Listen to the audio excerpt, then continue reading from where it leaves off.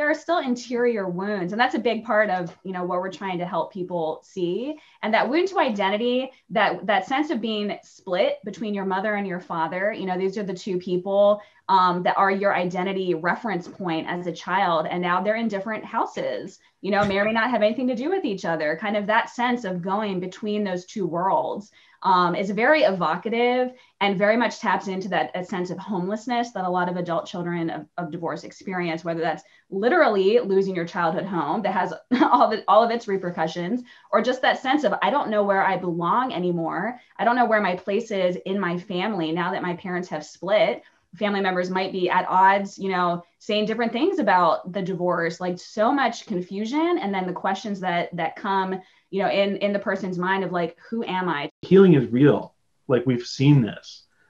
Again, maybe not all the pain will go away. Because again, something people need to realize that the pain stems from the parents not being together.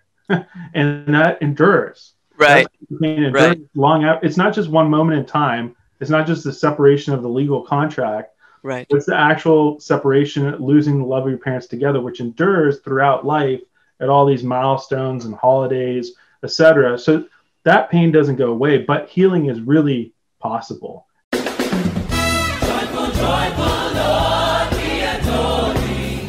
God of glory, Lord of light. Hi, everyone. I'm Dr. Jennifer Roback Morse, founder and president of the Ruth Institute. Welcome to this edition of the Dr. J Show. My guests today are Bethany and Dan Mayola. They are a married couple who are the founders of a ministry called Life Giving Wounds. And it's a very interesting ministry that I think you guys are going to find very helpful. So let me introduce, without further delay, Dr. Dan Mayola and Bethany Mayola. Hey, you guys. Hi, thanks for having us on. Hey, it's great to have you on. Why don't you guys, let's start by you telling people a little bit about the ministry of Life Giving Wounds, and then we'll go into your story a little bit. Sure. Yeah. Our mission is to give voice to the pain of adult children of divorce or separation and to bring Christ's healing to them, particularly through peer-led ministry, whether that be support groups, retreats. We have a great blog, resources, etc. That's our mission. So helping adult children of divorce is something near and dear to the heart of the Ruth Institute also, because I think we were among the first people to say, look, this is a thing, people. We're all worried about the adults. Let's talk about the kids once in a while. So what got you guys into this? Tell us a little bit about your life story or background or whatever it is that got you into this ministry. Sure. Yeah. Well, I'll let Dan start because it's a lot to do with his personal background as a child of divorce. And that's a large part of what kind of led us to do this work. Yeah, I appreciate what you said. Exactly what you said about there's not a lot of talk about the needs of the children in these situations. So I'm an adult child divorced. My parents separated when I was 11 and then formally divorced when I was 26. Oh. So yeah, a long period of separation there. That's also why when we say divorce or separated, I have in mind those who are in that middle ground of the separation that may very well end in divorce, or maybe there's a reunification, but it's still a trial. Mm-hmm. And also just clarification for your listeners, when we say adult children of divorce, we don't just mean children who experienced their divorce when they were young and now are adult. We also minister to those who experience their parents' divorce while adults as well. Yes, that's a thing. That's a thing. Mm-hmm. That's great. That's really great. Yeah. So your own experience drew you into this line of work? Was there something that precipitated it particularly? Yeah, no, there was. There was a number of instances. So first of all, just feeling alone in my pain. And this is even being involved in the church. For a while, I was outside of the church. And it was largely because I felt ignored in my wounds, I think, by the church, by family and friends for different reasons. I mean, a lot of them were well-intentioned. Maybe they just didn't want to rock the boat. Right. But it had the negative effect of just feeling utterly alone and silenced. Yes. And really started to get a lot of help when I started opening up to priests in my life, peers, but in a constructive way, not like a social media dump. Let's just complain about our parents, but a real constructive way, seeking healing. But it took a long time to find that healing work for that healing, period of 10 or 15 years. I'm still, of course, on the way. Right. I've really sustained a lot of healing, but it was so haphazard, and I had to seek it out, and there were so little resources, especially in the church. So that's so hold on right there. When you say the church, do you mean the Catholic Church, Dan? Oh yeah, thanks for the clarification. Yes, specifically the Catholic Church, because I'm a cradle Catholic. I grew up in that, but I know this is an interdenominational. That's right. So I wanted to get that on the table. Yeah, that when you say the church, what you're referring to is the Catholic Church, and you are a cradle Catholic. So when your parents got divorced, they were Catholics, and so the whole experience is kind of taking place within the Catholic subculture. So just to clarify that for people. Right. Yeah. And and no one from our church reached out to us during the pain. And again, maybe for my mom, my dad, there were definitely priests that talked to my mom and dad, but nothing for us as children. Yeah. And but this is a problem across faith. Elizabeth Marquardt, great researcher on this topic, has a book, Between Two Worlds, and she did this national survey of young adult children of divorce, and 2/3 of them report that no one from their church or synagogue reached out to them at the time of the divorce or even afterwards. Yes. So that just should highlight this is a huge, glaring problem. So existentially, that was the reason. There was also reasons what led us to found this ministry. Certainly our time, we're both graduates of a great institute called the John Paul II Institute for Marriage and Family, the Washington, D.C. session. And they really imbued us with the true love of marriage and family, which is the antidote to the failures of love that we witnessed growing up. But there's I'll say for myself, I'm grateful. My parents are still together, praise God. They did go through a couple separations where they lived apart and had to work through some things, and they did, which is a huge testimony to me, to us. So when I met Dan, I was at the Institute, and we're learning about, it's particularly what the Catholic Church teaches about marriage and family. It's indissoluble, it lasts forever, all these beautiful things. And then I'm getting to know Dan and seeing what he still has to experience as someone whose parents are not together. For me, that was a huge eye opener because that wasn't my background, my experience.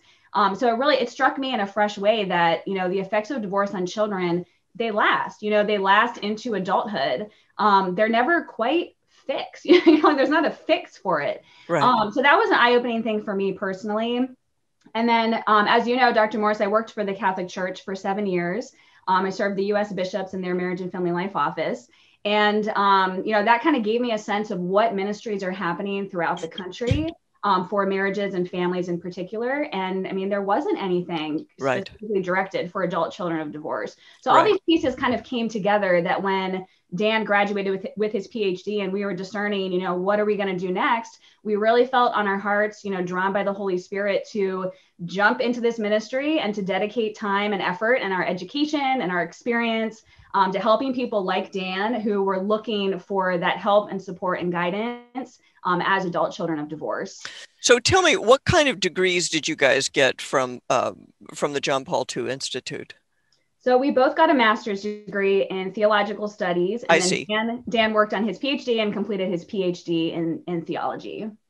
So you don't have a background in therapy or counseling or anything like that? Or was that part of it? No, that's not part of it. No, we don't have we're not psychologists, we're not therapists. As far as the Life Giving Wounds go, we strongly encourage people to seek out professional therapy. If we see that as a highly valuable complement to the kind of work that we're doing. But Life Giving Wounds is not therapy. It's not professional, therapy or counseling. We're helping to address, in particular, spiritual wounds, emotional wounds with psychology as an important complement to that. I see. That's really interesting. Now, Bethany, when you and I met each other, you were working for the Bishops' Conference, and we met at the student conference that the Ruth Institute used to put on. We used to do a conference called "It Takes a Family to Raise a Village," and I think you were in 2013 in San Diego, if I'm not mistaken. Yeah, I saw lovely warm weather. Yeah. That was the last year that we were able to do it, and after that year, we separated from the National Organization for Marriage, went off on our own again, and kind of gotten away from doing college student conferences, but and young adult conferences, because you were a young professional at that point. You were out of school, yeah. But the point is that the kind of thing that we were trying to do, especially at that point, is we were trying to bring kind of an academic perspective on the question of marriage and divorce, and the definition of marriage, and why public policy, just all the different public policy issues. That was our focus, but we were becoming aware of how much pain that there is. And the theological point, because I'm not a theologian whatsoever, I'm an economist, that's about as far away as you can get, it's kind of utilitarian by training, but the theology is actually really important, because the theology answers the question, well, who are we? And who is the human person? And what should we be looking for here? So tell people just how your theological training has informed, first of all, your desire to do this, and then how you do it. Because I'm sure there's a big connection there, and people will be surprised. Mm-hmm. Yeah, so just to dovetail on this question, what Bethany said is we really try to heal through truth and virtue. Again, psychology is important. It's just not our expertise. So right. We really try to teach the truth about love and the blueprint of love that adult children in divorce are hungering for. And we believe that's, fully revealed in Jesus Christ in the teachings of the Catholic Church based on scripture, etc. So maybe I could back it up. And I had an aha moment with this whole question in front of, praying to God. And I was lamenting this loss of my parents, and so much of my life growing up was I just so badly wanted my two parents to love each other, so badly wanted them together. And I had this great loss of losing the love of my parents together. But as I was praying, the Lord made it very clear in my heart, that suffering that you face is pointing towards the truth of love that can be lived with my help. The truth of love as being indissoluble or lasting for the lifetime of a person's marriage, faithful, fruitful, etc. So it was born from my personal experience, this truth that the church teaches. So that this truth that is in scripture in Christ is not just something abstract, academic, but goes to the heart of our experience and explains our experience and explains the desire and the healing that we seek from the heart of our experience. And that's why I think one of the most incredible, most eloquent witnesses to what love is exactly the suffering of adult children in divorce. It points to both how love has failed, but more importantly to what love should be once they have had a chance to reflect on that. Yes. So from the heart of my experience, it led to this seeking out of the truth of marriage and family. And then, truth is to be incarnated. So how to live it out, and here particularly the virtues are so important. Oh, I see. So part of your program, part of your ministry is to deal with the virtues that support lifelong married love. I see. That's very interesting. Do you know one thing that I have learned to say on all kinds of occasions? It's amazing how often this comes up, but the deep truth about the human person is that the human person is meant for love. Mm-hmm. Right. And that's a deep truth that's a theological truth. It's an existential truth. It's a metaphysical truth. I mean, it's just true. And the science guys even know this in their own peculiar, unique way. They can talk to you about failure to thrive babies and, how difficult solitary confinement is and all that kind of thing, But when I say that to an audience, the human person is meant for love. And all of the Christian teachings, all of the Christian groups, everybody agrees on that. And no matter who's in the audience, you guys, everybody's all, yeah, we all agree on that, right? And so it's amazing that in an age that is as secular and as materialist and as atheistic as ours, there's still that deep longing for love and that recognition of that's important. Bethany, what's it been like for you as a person who grew up in an intact home? What have you learned from dealing with Dan and Dan's issues? And I don't want to put it like that. And he just left the room. Wait, scare him away? No. No. If our daughter needed fruit snacks. Yeah, okay, yeah. There's a little voice in the background calling. That has nothing to do with me. Okay. Really like them. No. Seriously, because a lot of people are in your situation, and there's probably definitely. Yes. Gosh, yeah. I mean, coming from an intact home, and again, I mentioned before, my parents have definitely had their problems, their struggles. They've made it through. Praise God. They've been married for 40 plus years now, not without their challenges. So I think, gosh, even one of the first things I realized just at a very practical level when I started dating Dan and we went for a visit to his hometown where both his mom and his dad live, it is complicated to figure out who do you visit and when do you visit them and how much time do you spend with each parent and all the different, branches of the family. I mean, even just on a practical level, that was very eye-opening for me as someone who, for the most part would go home and my parents are both there, or I call them on the phone and, hey, Mom, is Dad there? It's just very natural that my parents are a unit. Right. And for him, there's a lot more that goes into it. Just thinking about what do I owe this relationship? Where are good, one thing we bring up in our ministry a lot is boundaries. Boundaries become such an important thing to think about. Forgiveness even, how do you navigate? What does Christian forgiveness look like? What does it look like for relationships that are ongoing and we want to have these good relationships? So I think, the thing that I just saw the most from Dan is that the effects of divorce, even when he was an adult, even when we were engaged, even now that we're married, there's still another layer of challenge that has to be addressed. And that I've definitely become a lot more sensitive to that and all the adult children of divorce out there that are dealing with a lot of complicated family stuff and often aren't being given a lot of guidance or help. And how do I do this? And how do I do this in a Christian way? Is what people who are coming to our retreats are looking for. Not just to blow off their family and call it quits, but how do I do this in a way that's healthy for me and respectful of my parents and, done with virtue, like Dan was mentioning before. Well, and we did an interview with Bay McFarlane not too long ago. And one of the things she said is divorce is the gift that keeps on giving, because every major life event, you have to negotiate, okay, somebody's getting married. Where's Dad and his new wife going to sit? Who gets invited to graduation? You only have so many tickets. All of these type of things have to be continually renegotiated, particularly if there's a remarriage involved. That adds to just a whole new layer of complication Definitely. to the whole thing.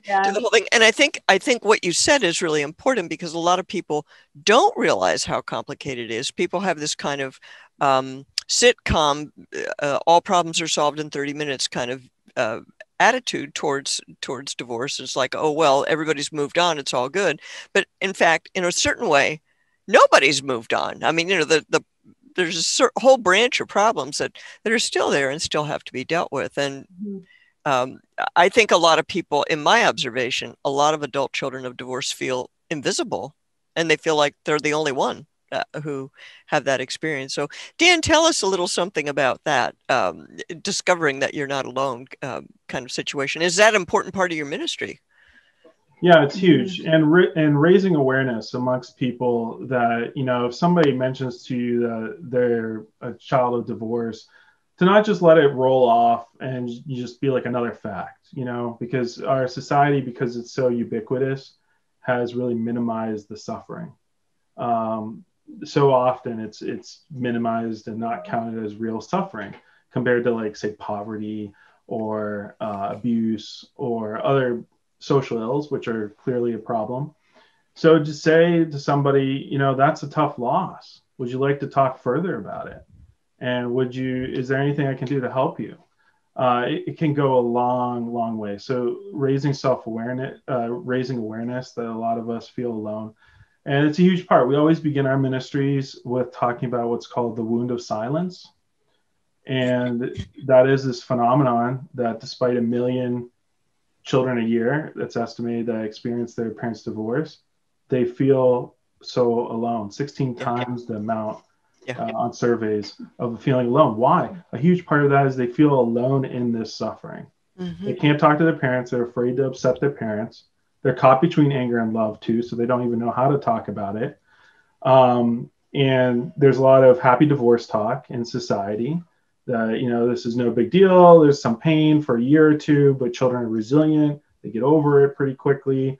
So you feel like you're kind of going crazy because you're still dealing with these problems, and you've never been able to give, to be able to talk about it and to have it be received as a right, woman. Right. That part about being received, right? You put it out there and it's not received, and so then you retreat back again, and then that instead of it being helpful to say something, it becomes even more hurtful. I mean, if you think about divorce from the child's perspective, is trauma. Is a childhood trauma. It's a huge childhood trauma. Well, one of the things we know about trauma is that in order to process it, you have to talk about it, right? And if you're never allowed to talk about it, and if you keep picking at the scab on the wound, which happens like every weekend when the kids go back and forth, or they can experience it as a continual thing, well, you never get anywhere. And so tell us about some of the programs that you have. I imagine, I seem to remember that you guys have like a weekend program or something. Is that right? Yeah, we have a retreat, and we do that generally. If we go into a new location, we'll do it as a weekend retreat.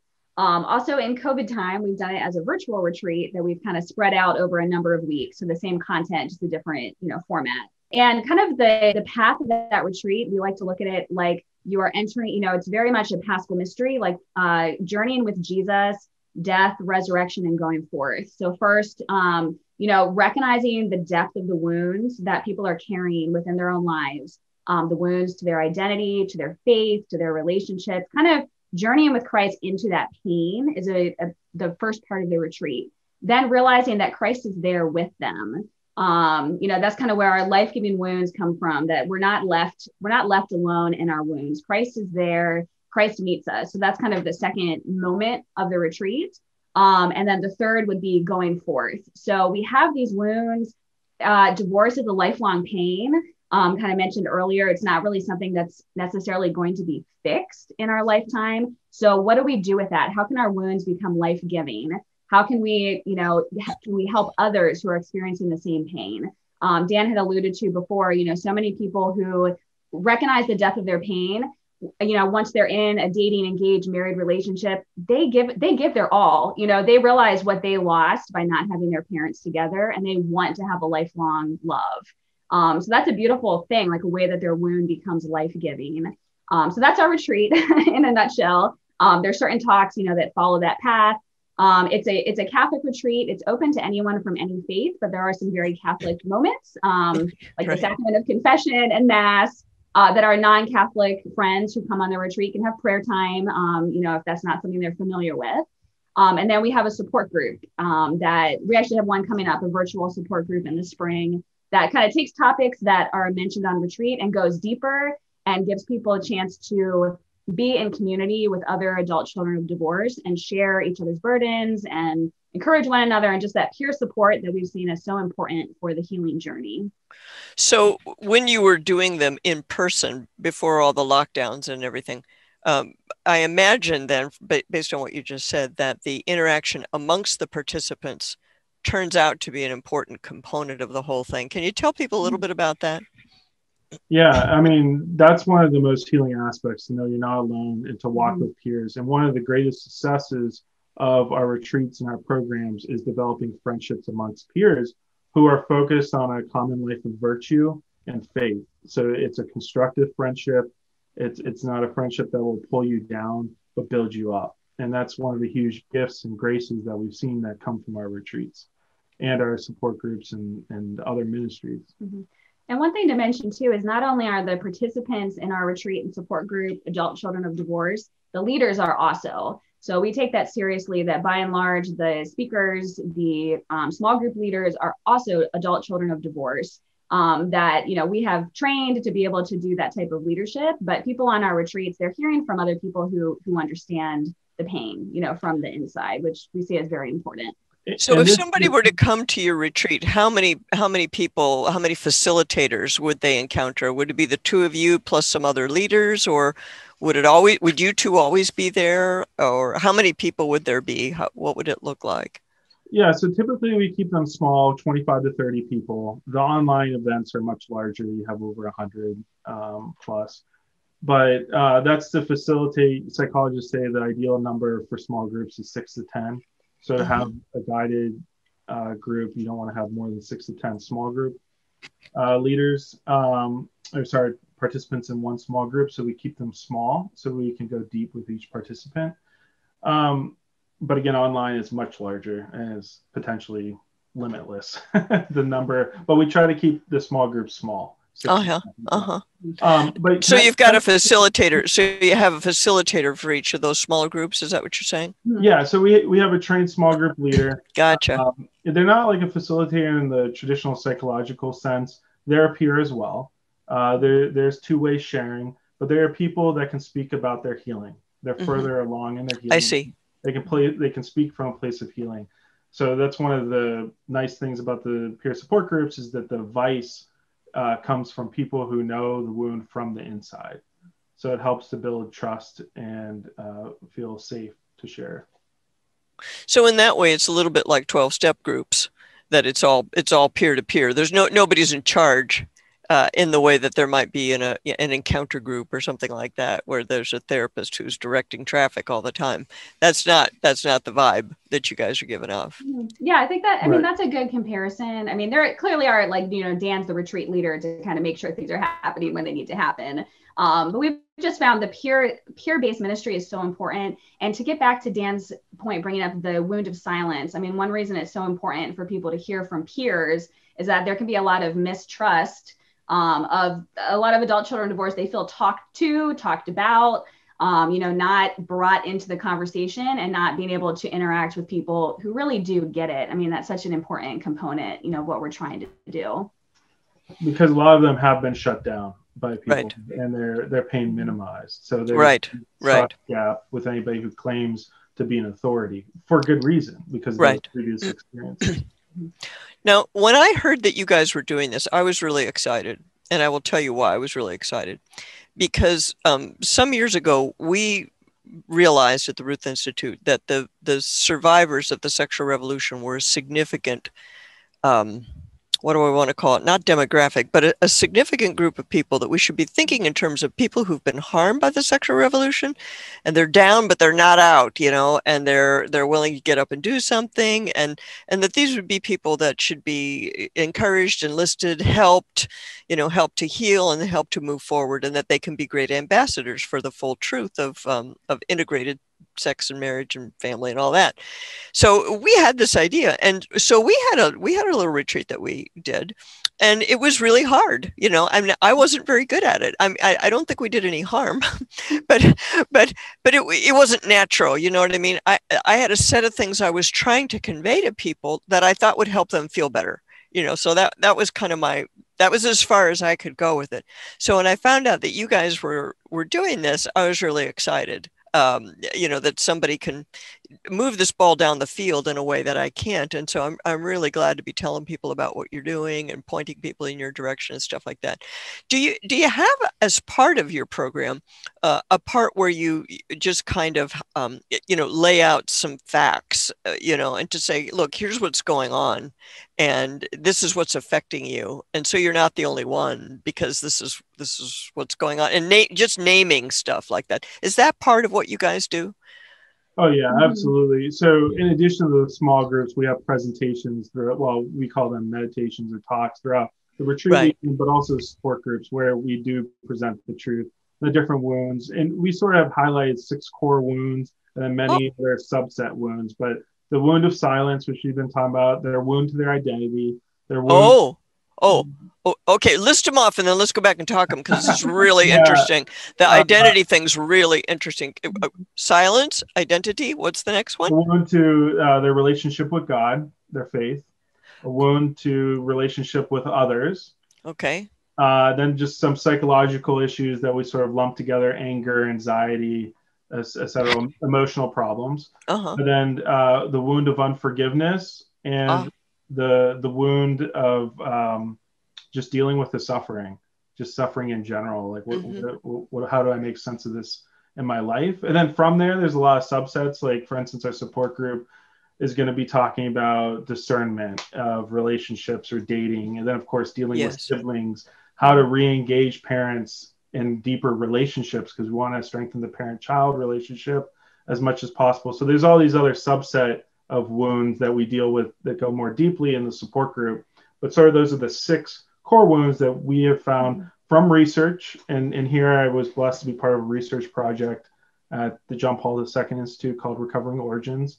From research, but it's also from the truth, from theology, and it's from our experience as adult children divorce, and doing focus groups and accompanying now over 300 plus adult children divorce. So, yeah. Well, that's really great. And so people who are watching this, if you are yourself an adult child of divorce, or you are an abandoned spouse, or maybe you're the person who initiated a divorce, you're able to connect with what Dan and Bethany are saying in a very personal way. And so we welcome that. I'm glad that you're able to listen and hear that.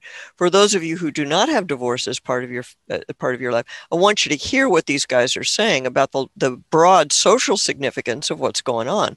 1 million people a year who are being ignored, basically, by the culture, who are being told, they're given happy talk and cheerful talk, and if mom and dad just do everything the right way, everything will be fine. And which is untrue, and it leaves the child feeling, wounded because of the silence and the isolation and all of that. But I think the identity issue, I'd like to spend a moment on the identity issue, because this is something people across the board are going to see is significant. Mm-hmm. Tell people what divorce does to a person's sense of identity, the child's sense of identity. Yeah. So a lot that we're, a big source that we're drawing from here, Dan had mentioned before, Elizabeth Marquardt's book, Between Two Worlds. She talks a ton about identity. It really makes the case that often when you're looking at stats about how does divorce affect children, just the way that research tends to work, they're looking at identifiable, measurable things. Do they complete a high school education? Do they get a job? Do they get married? All those things you can measure. Right. And so sometimes we can look at that and say, oh, well, they're doing okay. Maybe a little worse than kids from intact homes, or in some ways, a lot worse. But even, you take somebody like Dan, who has a PhD, we're happily married and so forth. There are still interior wounds. And that's a big part of, what we're trying to help people see. And that wound to identity, that sense of being split between your mother and your father, these are the two people that are your identity reference point as a child. And now they're in different houses, may or may not have anything to do with each other. Kind of that sense of going between those two worlds is very evocative and very much taps into that sense of homelessness that a lot of adult children of divorce experience, whether that's literally losing your childhood home that has all of its repercussions, or just that sense of, I don't know where I belong anymore. I don't know where my place is in my family now that my parents have split. Family members might be at odds, saying different things about the divorce, like so much confusion. And then the questions that come, in the person's mind of like, who am I? Just a deep ontological sense of like, I'm not sure anymore. And we see that all the time in our ministry. And it comes up in the research like Marquardt is doing, Layla Miller's book, Primal Loss, that identity piece comes up a lot. So it's huge, and it's important to talk about because it's not measurable in the sense that other things are, but it has a big impact on people's lives and happiness and future happiness. So it's something that we address a lot. Have you guys seen Mary Eberstadt's work on this question about identity? Have you heard about this, what she's done? She's got a book, I think it's actually called Primal Screams. And she's talking about identity politics as being, at least in part, drawn from the fact that so many people of this generation don't know who they are in the usual way that people know who you are. Normally people know, I am the son or daughter of this person and that person, and we live here, and our relatives are there, and our relatives are buried in the churchyard that we still go to that church.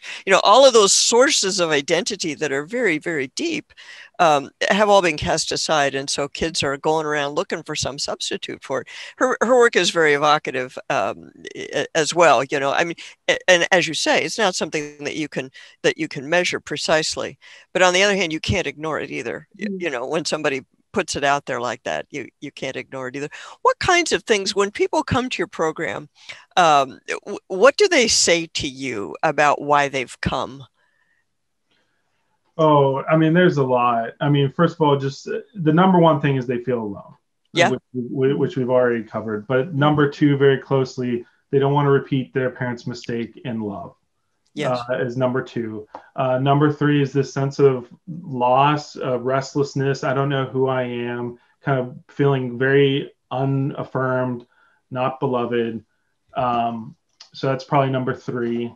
And then number 4, probably, I know that there's something wrong. I'm a little scared to address it, but I want to sort of explore this issue, or sort of the different reasons that people are coming and seeking wholeness and healing. And just to dovetail something Bethany said earlier, like healing is real. Like we've seen this. Again, maybe not all the pain will go away, because again, something people need to realize that the pain stems from the parents not being together, and that endures. Right. Pain endures long out. It's not just one moment in time. It's not just the separation of the legal contract. Right. It's the actual separation, losing the love of your parents together, which endures throughout life at all these milestones and holidays, etc. So that pain doesn't go away, but healing is really possible, and how you respond to that. So when Bethany said earlier that, we can't fix the problem, that's true. But at the same time, we've seen healing and wholeness and great love is possible. And I could say so much, but to go back to the identity piece, I would say where the wound is they don't feel beloved or capable of love. Right. It's not just the belovedness, but that's really attacked. So this idea that they're in the image of God is really attacked. And we know this from a Christian standpoint. Our parents are supposed to be an image of God's love to us. Yep. So when that is off, our image of God is going to be de facto off. Right. So we don't believe, we have a hard time accepting we're in the image of God. And then if we're not in the image of God, we're not God's beloved, we doubt our capability to love, or to love in the way in which God and Jesus makes possible. But he does make it possible. And that's the good news, is Jesus makes possible lasting love. That's fruitful, it's total, it's faithful. And that's the blueprint for love, the identity that we need to recover. And people are hungering for this. If you sort of go deeply into their wound, maybe not at first, maybe they want to reject it, and that makes sense, especially when your image of God is off because of your parents' relationship as being off, but they're hungering for it. But what they've done is put up a protective shell around themselves to protect themselves from further harm. And so to be able to step out of that, to be able to kind of peek outside that shell, to say, I really do want this, and I hope it's possible. I don't really believe it's possible, so bye. I'll sneak back inside. But every once in a while, I want to look out and see if it's actually out there. Yeah, absolutely. I mean, it takes courage to address wounds. Yes, it does. Yes, it does. What wounds are. So we always, the people that come on our retreat, we just affirm them up and down and all over the place, because, it takes courage even to address the brokenness in our own lives and to take a look at that. And we know people have told us, they've said, I've heard about your ministry, I've thought about going, then no, then I thought, like, there's this tug of war to even yes to going. So that's amazing. And the self-protection thing, our talk about relationships, kind of the heart of it is moving from a place of unhealthy self-protection to self-giving. Yes. Yes. For us, we're steeped in the theology of the body from going to the John Paul II Institute. And obviously at the heart of theology of the body is the self-giving love. That's right. But so many people are so wounded that's not their first instinct. No, not at all. That's like, no. It's scary. It's hurt by love. And so, one thing really a passion of ours is, kind of going a step beyond, or a step behind maybe theology of the body, and getting to that point of woundedness and helping address those wounds to make people feel like they are capable of self-giving love, which obviously is the key for a happy, healthy, holy marriage, addressing those wounds. So that's, we'd love to get even more into, engagement with marriage prep and marriage enrichment, and helping people address those wounds that are kind of holding them back from being able to love, as John Paul II gives us that beautiful vision in theology of the body that is what we all desire, but those wounds can make it difficult or feel practically impossible. Well, one thing that I think would be constructive would be that if part of marriage prep included some direct addressing of the question of family breakdown, because however you define family breakdown, whether it's people who've never been married in the first place, a lot of the problems overlap. There's some important differences, of course, but there's a big overlap. The people who've been divorced and then perhaps remarried, sometimes multiple times. People who have parents who've cohabited, but they've never completely committed themselves to each other.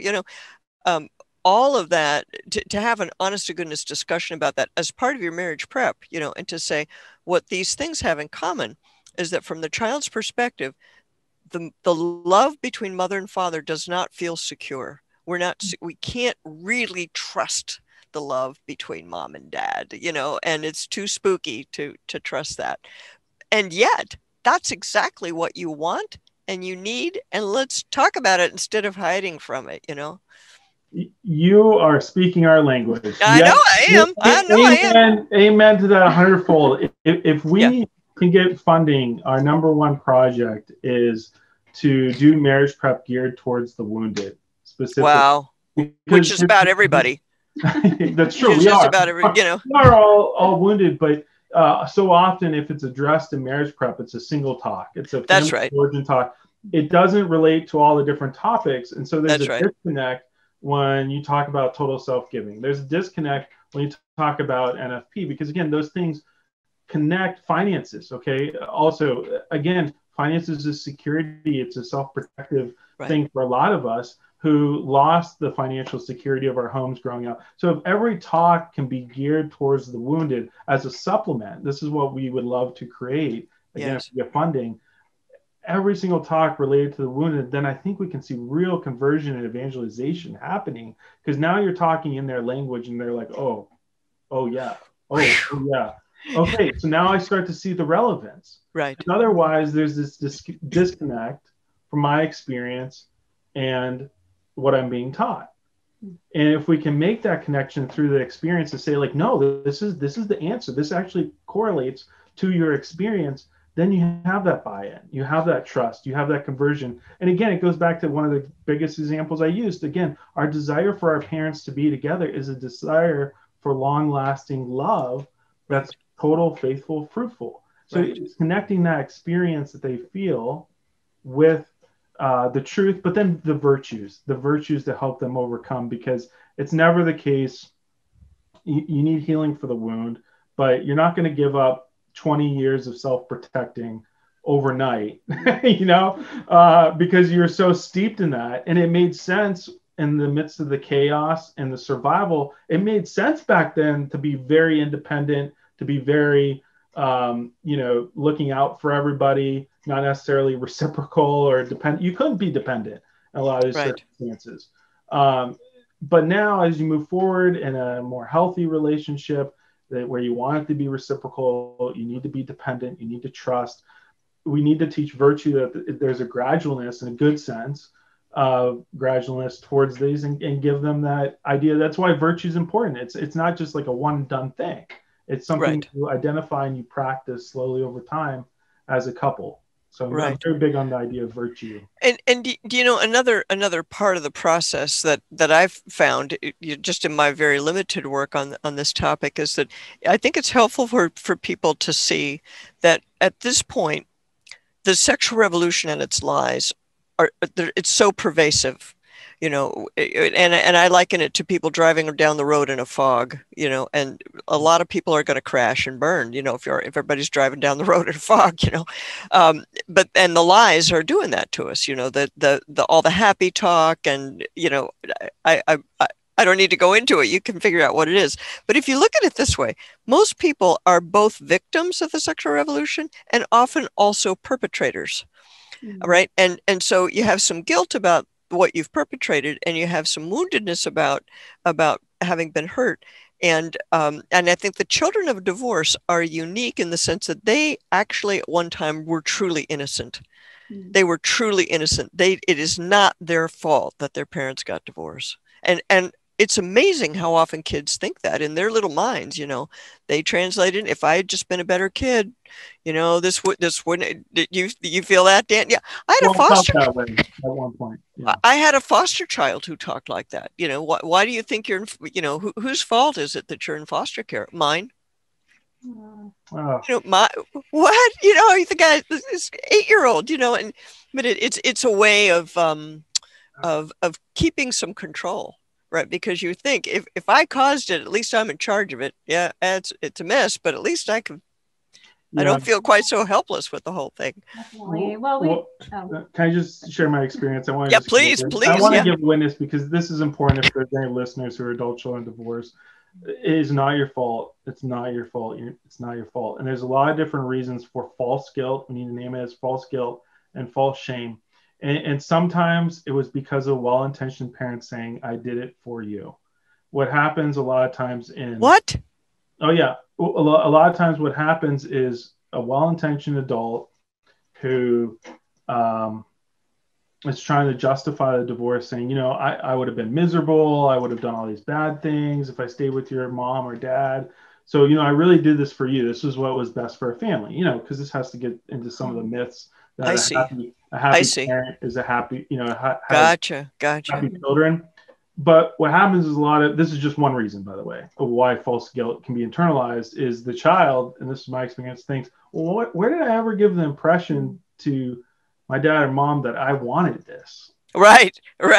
So it's even these, what seems like an innocent, well-intentioned conversation, again, perpetrated by our society, talking about the happy divorce, that happy parents equal happy children, which is a myth. We got to talk about what happiness is too, though.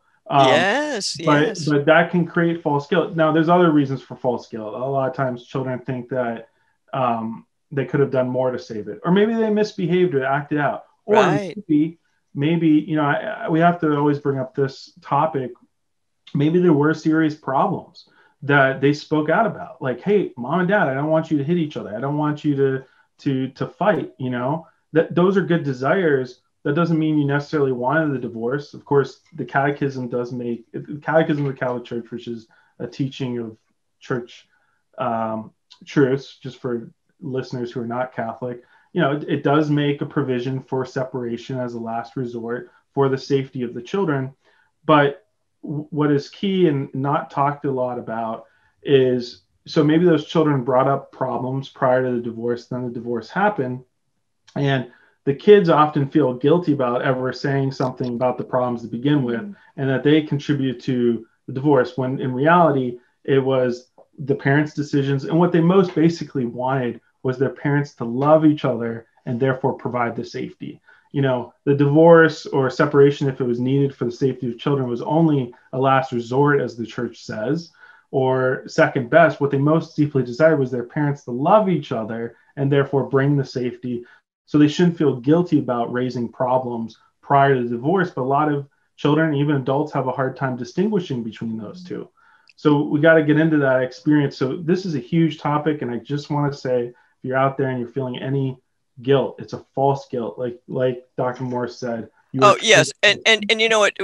I can't tell you how often we have this conversation. The people will say, well, what about abuse? Well, the issue with abuse is the parents need to pull themselves together. Get it together. That's what your kids want. Your children want you to pull yourself together and be appropriate parents. That's the solution, not an easier exit. You know, I mean, yes, there is a time when one spouse feels they've done all that they can do. That may come into play, but that does not take away from the fact that what should be happening is that every adult should be feeling, you know, it's my responsibility to come through for my kids. And because we have this whole recreational sex aspect, one of the deep spin-offs of recreational sex is the idea that your commitment to the child is, just kind of not that. My happiness is really up there, more important than the needs of the child. It's really profound, and it's so deeply rooted. And like you said, the same thing with my foster kids. We did foster care for 3 years. We had 8 different foster kids. They always wanted to go home. Mm-hmm. They didn't care about living in a nice house with rich people. They wanted to go. They didn't care if they were living in the back of the van with their mom and dad. They wanted to be with their mom and dad. They wanted mom and dad to get it together. That's what the kids want. They don't care about anything but that, really, honestly. we're coming towards the end of the time, so I want to get real practical now for a minute. You guys have something coming up soon, and I want you to tell everybody just the details about how to get involved in it. If you're watching this like a year from now or something, and that particular thing is passed, we want to give people a way of connecting with you on a more permanent basis too. But tell people what's coming up. I guess it's going to be online, but it's sponsored by somebody in Houston. So tell me about it. Tell us about it. Yeah. So if your listeners want to hear more, Dan and I talking more, you can come to, we're doing a 3-night virtual event with a group called the Stella Maris Center based in Houston. So it's a virtual event.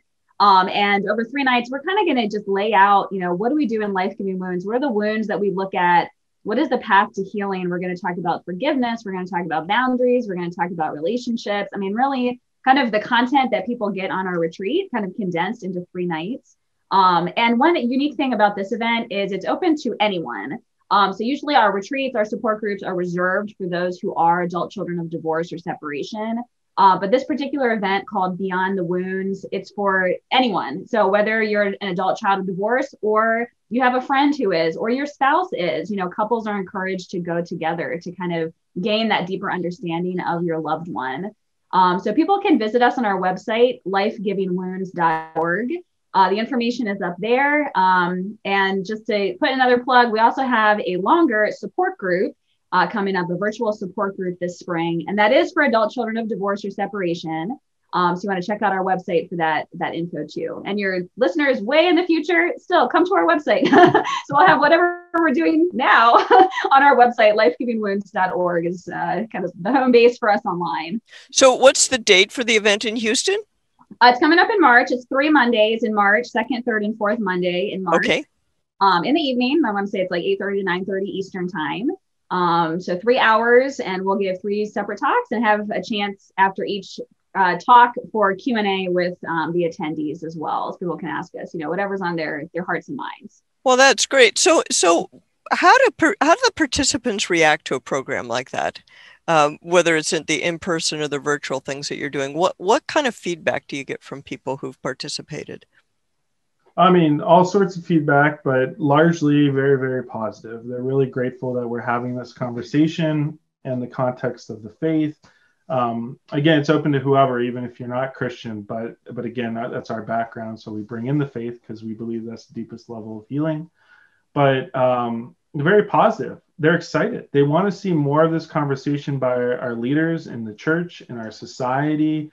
There's a real growing movement to this that is long overdue. I mean, No Fault in Divorce has been with us for decades. Yes. We're still coming to terms with just being able to speak about the experience of the children decades later. But people are hungering for this. They want to know.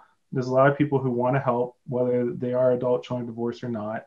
And I just want to make a plug again for adult children divorce to come and see. I know you might be skeptical. You might be scared. I get it. Maybe you don't like the label that you have wounds. I've been there too. But look, we're trying to go beyond the wounds. And right. In all of our ministry, when we say life-giving wounds, it's weighted towards bringing life. We don't want to leave you in the wound either.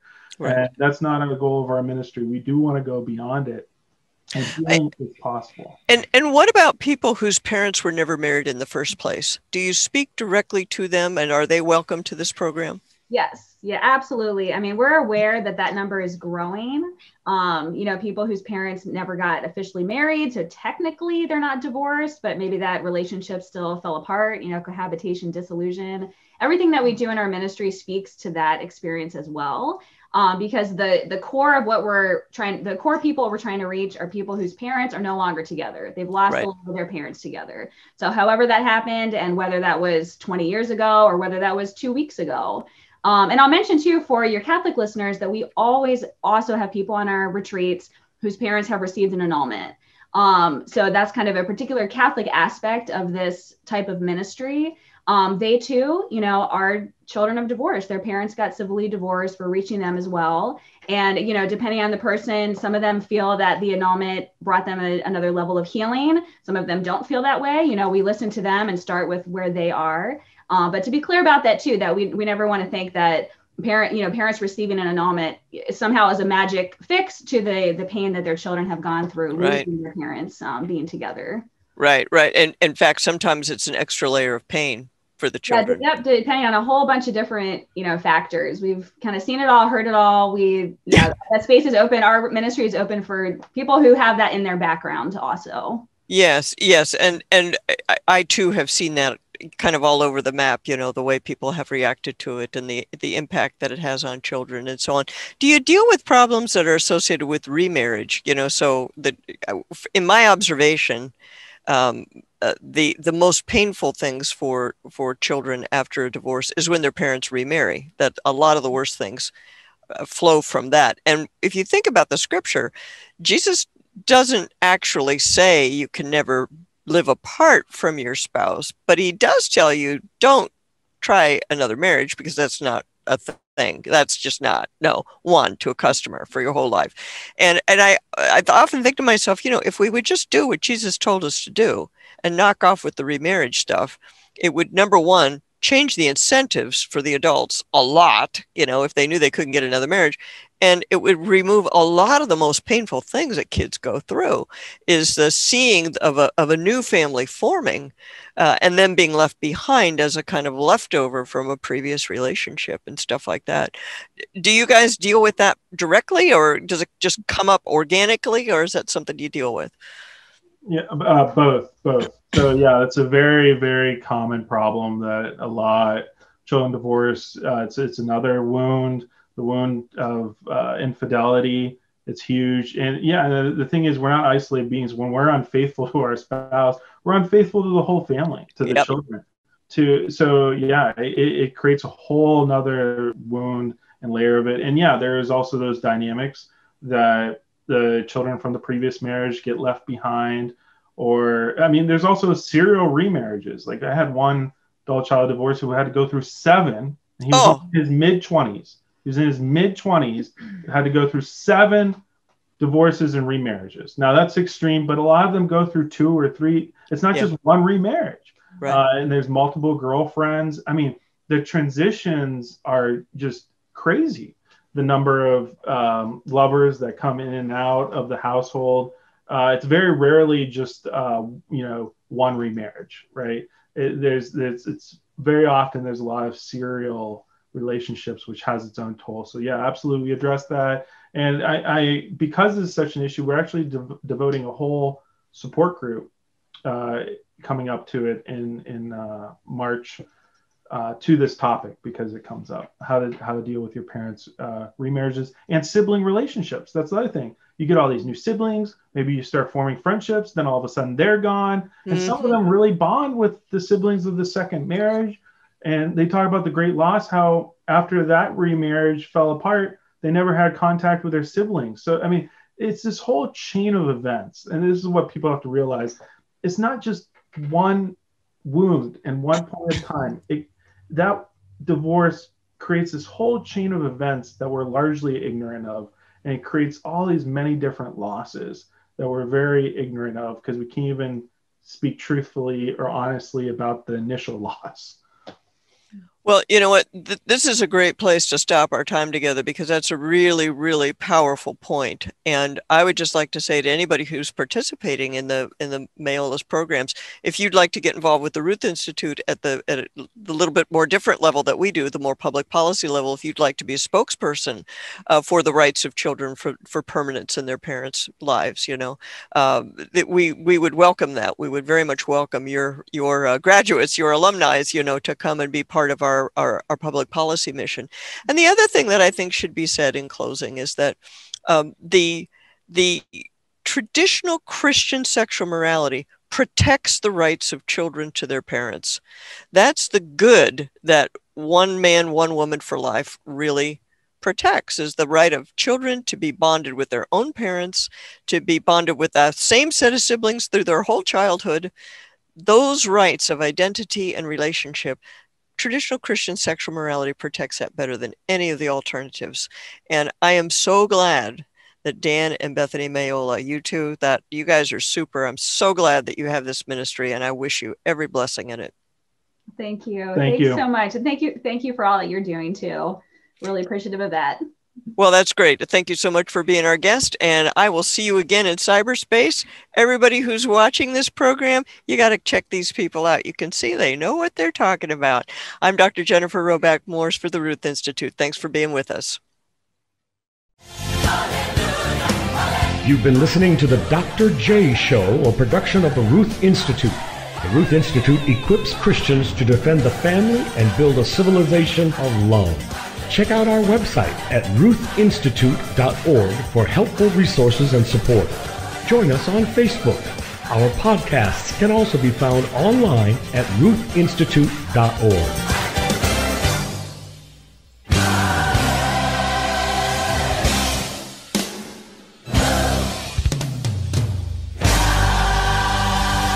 I'm Father Mark Hodges. Thank you for watching.